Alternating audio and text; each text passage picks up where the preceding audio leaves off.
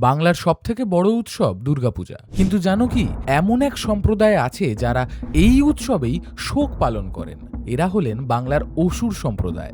অসুররা নিজেদের মহিষাসুরের উত্তরসূরি মনে করেন। তাই দেবী পক্ষে গোটা বাংলা যখন দেবীর জয় আনন্দে, তখন তারা ঘরবন্দি থেকে উপোস করে পালন করেন পূর্বপুরুষের মৃত্যুশোক। একসময় অসুররা লৌহকার হিসেবে পরিচিত ছিলেন।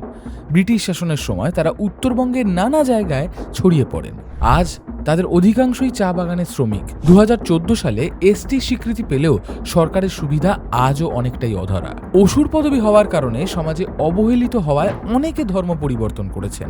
তবু তাদের বিশ্বাস তারা অসুরের সন্তান, আর লড়াই করতে তারা ভোলেননি।